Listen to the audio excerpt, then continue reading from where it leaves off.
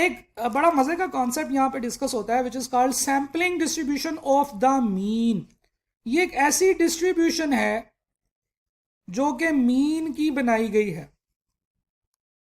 अब जरा गौर से सुनिएगा, sampling distribution of the mean होती क्या है, ये चीज अब हमने समझनी है। नॉर्मली ऐसे होता है कि sampling distribution of the mean जो है उसकी वजह से ये वाला फार्मूला बनता है जो हमने इससे पहले देखा है कि जो पॉपुलेशन का पैरामीटर होता है वो sample statistics is equal to population sample statistics multiply by confidence score into standard error. जो भी हम लोग पिछली स्लाइड पे फार्मूला पढ़ के हैं वो इस कॉन्सेप्ट की वजह से अराइज होता है। लेकिन इस कॉन्सेप्ट में से वो फार्मूला डिड्यूस करना थोड़ा सा डिफिकल्ट होता है जो कि बच्चे समझ नहीं पाते हैं, इसलिए मैंने वो कॉन्सेप्ट आपको पढ़ा दिया, वो फार्मूला आपको बता दिया है। अब सिर्फ मैं ये है कि आपको sampling distribution of the mean के बारे में बताऊंगा कि जनाब this is a sampling distribution obtained by taking all possible samples of a fixed size from a population, noting the mean of each population and classifying the mean in a distribution. ये एक distribution होती है जनाब, ये observation होती हैं। ठीक है जी, आपके पास फर्ज करें एक पॉपुलेशन है, उस पॉपुलेशन का साइज है फॉर एग्जांपल लेट्स से 5000। आप उसमें से 500 के डिफरेंट सैंपल्स सिलेक्ट करते हैं, राइट? एक सैंपल आपने सेलेक्ट किया 500 का। अब ये एक बहुत ही ज्यादा नोटोरियस और बहुत ही ज्यादा एक्सटेंसिव कैलकुलेशन है कि हम लोग अगर एक काम करें, जरा गौर से सुनिएगा, 5000 के लोगों में से 500 के का एक सैंपल सेलेक्ट करते हैं नॉर्मली, फिर उसके बाद हम लोग वो कैलकुलेशन करते हैं जो हमने पिछली स्लाइड पे किए। अब हम अगर ये करें कि अब एक कंप्यूटर को कहें कि कंप्यूटर भाई ये 5000 लोग हैं, इन जिनकी 5000 वैल्यूज हैं, इन 5000 वैल्यू में से 500 के जितने पॉसिबल सैंपल्स बन सकते हैं वो तमाम सैंपल्स सिलेक्ट करो, राइट? फॉर एग्जांपल इसका फार्मूला होगा जी NCN, यानी कि 5000 C500। कैलकुलेटर आपका ये आंसर नहीं कैलकुलेट कर सकेगा, बट ये जो जाइगेंटिक फिगर होगी, this figure is the total number of different sample types जो आप सिलेक्ट कर सकते हैं 500 लोगों के सैंपल की 5000 में से। तो 5000 लोगों में से 500 का सैंपल जब आप सिलेक्ट कर लेंगे तो हर सैंपल का मीन निकालेंगे तो वो सैंपल मीन होगा। फॉर एग्जांपल पहले सैंपल का मीन आया, मैं उसे S1 का मीन कहता हूं जी, फॉर एग्जांपल 45। S2 का जो मीन आया यानी कि सेकंड सैंपल का मीन आया 40। S3 का जो मीन आया डेट वाज 42। S4 का जो मीन आया डेट वाज 43। S4 का जो मीन आया डेट वाज आल्सो 43। जितने पॉसिबल सैंपल इसके बन सकते हैं, और ये बहुत बड़ी फिगर होगी, billions of numbers of samples जो है ना वो यहां से बन सकते हैं, लेकिन वो हमने नहीं बनाने, हम तो सिर्फ एक हाइपोथेटिकल वर्किंग कर रहे हैं। तो ये जो तमाम सैंपल्स होंगे, इन तमाम सैंपल्स का जब आप मीन फाइंड करेंगे यानी कि इन सबको ऐड करेंगे, नंबर ऑफ वैल्यू से डिवाइड करेंगे, तो that will be equal to population mean.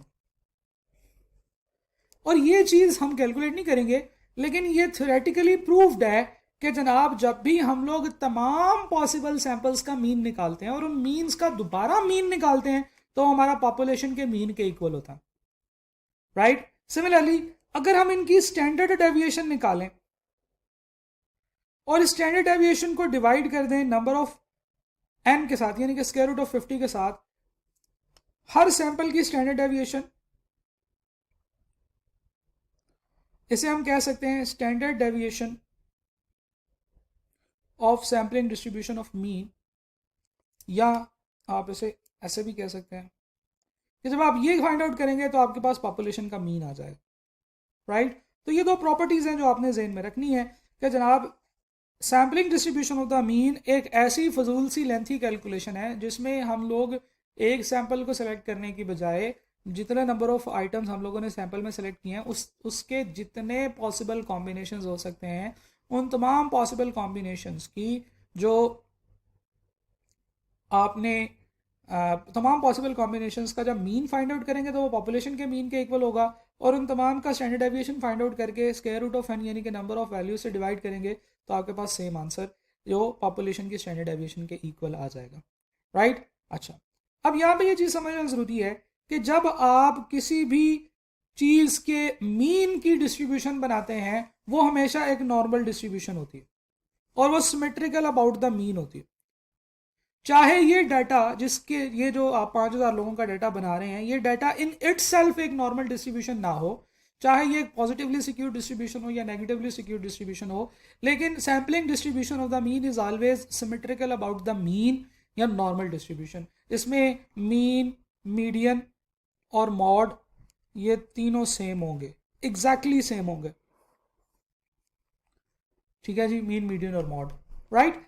तो अब ये एक थ्योरेटिकल कॉन्सेप्ट है, इसमें बस जो पॉइंट्स मैंने सामने आपके लिखे हुए ये आपने याद कर लेने हैं। Sampling distribution of the mean is a distribution obtained by taking all possible samples of a fix size from A population. यानी कि आपने 50-50 के या 500-500 के जितने सैंपल्स हो सकते थे टोटल पॉपुलेशन के अंदर से, वो तमाम निकाले, हर एक के ऊपर सैंपल, हर एक का सैंपल निकाला, उनको ऐड किया, तो उसका वही आंसर आएगा जो इन 5000 का सैंपल का मीन, इन 5000 का मीन निकालने से आता है, राइट। दूसरी चीज जो आपने इसमें याद करनी है वो ये है कि sampling distribution of mean always asymmetrical या नॉर्मल डिस्ट्रीब्यूशन होती है।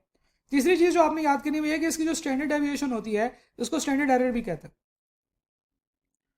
और इसका ये जो मतलब है कि this means that 95% of the mean of the sample collected fall with in 1.96 standard error of the mean of the sample distribution. ये वो लाइन है जिसकी वजह से हम लोगों ने वो फार्मूला बनाया, जिसकी एक्सप्लेनेशन वो फार्मूला है जो भी हमने पढ़ा है।